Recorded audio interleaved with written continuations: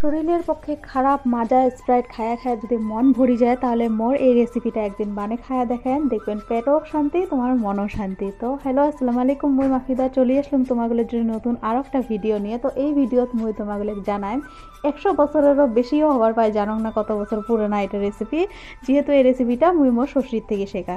তোমরাগুলো দেখেন, এত গরমের মধ্যে তোমরা যদি মন তৃপ্তি করিয়ে একটা ঠান্ডা ড্রিঙ্ক বানিয়ে খাবার চান আর পেটের পক্ষেও যাতে ভালো হয়, শরীরের যাতে কোনো ক্ষতিও না হয়, তাহলে তোমরা এই বড়াই শুকান বড়াই দিয়ে এই ড্রিঙ্কটা বানিয়ে খাবার পান। এই ভিডিওটা তোমরা এই শুকান বড়াইয়ের দুইটা রেসিপি দেখা পাবেন। একটা হল তোমরা মুড়ি দিয়ে কেমনে খাবার পান আর বা ভাত দিয়েও কেমনে খাবার পান এই বড়াইটা। তো এইগুলো কিন্তু আমরা বড়াই চুনিয়ে কয়, মোর শ্বশুর বাড়ির মানুষ এগুলো বড়াই চুনিয়ে কয়, মুই তো শুকান বড়াইয়ে কইতে আসছিলাম। এটি আসি চুনিয়ে নামটা জানা পেলাম, তোমরা বলে এই শুকান বড়াই কী নাম দিয়ে কন তোমরা অল্প জানাবেন। তো এই রেসিপিটা বানাবার জন্য শুকান বড়াই নিয়ে নেওয়া লাগবে। শুকান বড়াইগুলো ভালো করে ফ্রেশ করে একদম মুছি টুচি রাখি দিবেন, ভালো করে বয়ামত ভরে। বড়াই কিন্তু অনেকে ফায়দা আছে, তোমরা বলে গুগল সার্চ করে দেখি নেন মোর ভিডিও তার কত ফায়দা কয়া থাকিম। তো যেহেতু মুই রেসিপিটা দেখে আসুন, তোমাগুলো মুই রেসিপিটাই দেখার চেষ্টা করম, বেশি কথা না কয়া। তো বড়াইগুলো ফার্স্টে ভালো করে ধুয়ে নেবেন। ধোয়ার পরে বড়াইগুলো ওভারনাইট রাখি দিবেন ভিজি।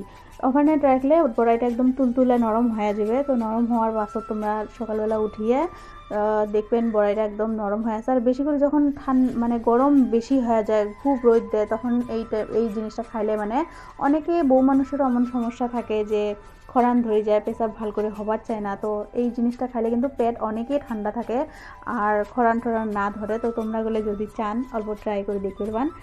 তো রেসিপিটা বানানোর জন্য বিশেষ কোনো দরকার নাই, লাগে খালি শুকান বড়াই, অল্প পানি, ফ্রেশ পানি আর তোমার নিমক আর চিনি, আর কিছুই লাগে না। তো সকালে উঠিয়ে যখন দেখবেন বড়াইটা নরম হয়ে গেছে, তো ভালো করে খসি নিয়ে একটা চেকনি দিয়ে ছাঁকিয়ে নেবেন আর লামসগুলো আলাদা করে দিবেন। আর তাহলে মানে ভালো হয় আর কি ড্রিঙ্কটা বানে।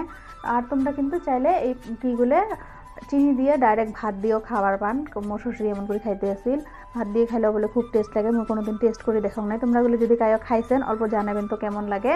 আর মোর হাজব্যান্ড খাইলেছে মুড়ি দিয়ে, তো মুড়ি দিয়ে খাইলে যখন মোর ভিডিওটা করিয়ে রাখছিলাম। তো এটা ভাত মুড়ি যে কোনো জিনিস দিয়ে খাওয়া যায়, খুব একটা টেঙা মিঠে একটা টেস্ট আসে। কিন্তু মুই যেমন করে ভাল পাং আর কি, মুই শরবত বানিয়ে খাওয়া ভাল পাং। তো মুই অল্প করেই নিয়ে নেন গ্লাসের মধ্যে, একদম দেখতে পাইছেন এতটুকুই মুই নেয়। আর বেশিরভাগ পানি মিক্স করাম। পানি মিক্স করলে কি হয় মানে ব্যালেন্স হয় জিনিসটা, টেঙাটা কমে যায় আর মিঠা আর নিমকটা দিলে মানে ভাল লাগে আর কি শরবতটা। তো তোমরা চাইলে কিন্তু এমন করে দেখতে পাচ্ছেন পানি খাইবেন, খায়া মুখ জানাবেন। তোমরা যদি খাই আগত খাইছেন তাও মুখ জানাবেন, আর যদি এলা এই নতুন রেসিপিটা শিখলেন তাও মুখ কমেন্টে জানাবেন। খায়া কিন্তু নিশ্চয়ই ট্রাই করে দেখবেন, অনেকে ভাল লাগে। আর যাই তো বড়াই ভাল পায় তার জন্য একটা সোনে পে সুহাগা রেসিপি আর কি। এটা বহুত পুরানা রেসিপি। মুই তো যখন বহুত রোদ উঠলে মুই কিন্তু এই রেসিপিটাই বানিয়ে খাং। আর ঠান্ডা ফ্রিজের পানি দিয়ে বানিয়ে খাবেন আরও ভালো লাগে। ফ্রিজের পানিটা বেশিরভাগ মুই অ্যাভয়েডে করো, কিন্তু যখন বেশি গরম লাগে তখন অল্প ঠান্ডা পানি দিয়ে বানিয়ে খাবেন, দেখবেন খুবই ভালো লাগে। তো ধন্যবাদ ভিডিওটা লাস্ট অবধি দেখার জন্য। কেমন লাগল ভিডিওটা কমেন্ট করে অবশ্যই জানাবেন।